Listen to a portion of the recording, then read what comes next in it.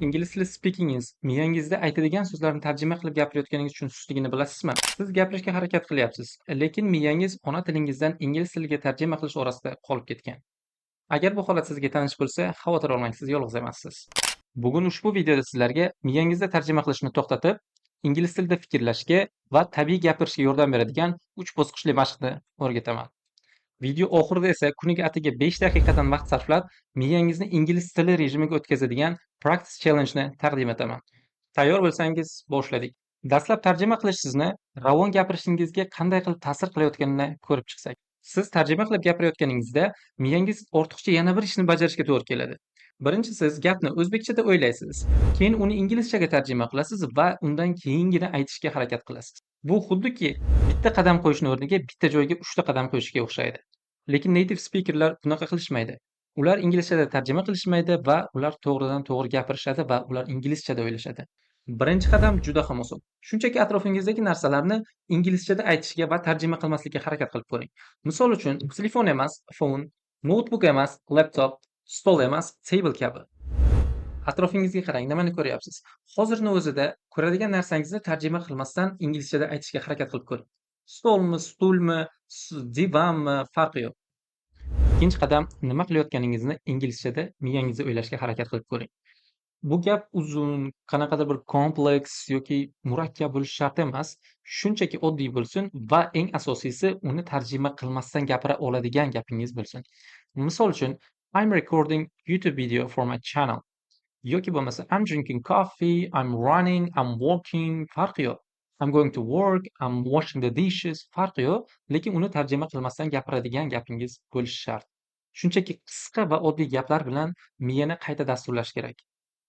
Ingliz tilini o'rganayotganimizda bizning eng asosiy xatolarimizdan biri bu so'zlarni o'zbek tilidagi so'zlarga bog'lab o'rganishimizda. Buning o'rniga so'zlarni rasmlarga bog'lashga urining.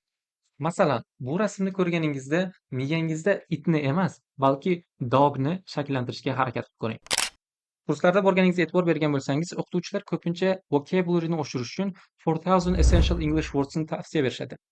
Buning asosiy sababi undagi 4000 ta ingliz tilida ishlatishingiz mumkin bo'lgan asosiy so'zlarda emas, balki siz so'zlarni definition, meaning, undan keyin sizga example va undan tashqari eng asosiysi har bir holat, har bir narsa sizga rasm bilan berilgan bo'ladi.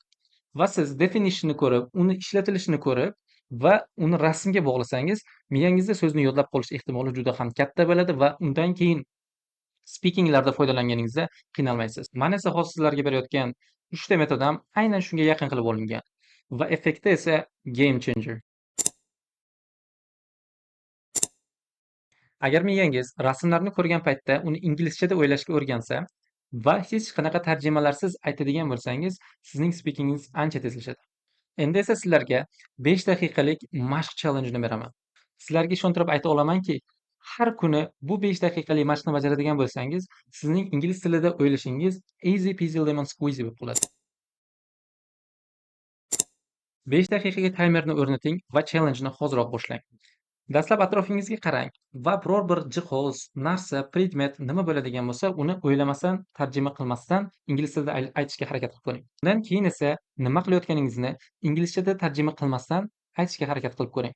U gap juda ham sodda bo'lishi mumkin, murakkab bo'lmasligi mumkin. Bu esa har kuni 5 daqiqadan rivojlantirib, keyinchalikka murakkab gaplarga o'ta boshlaydi.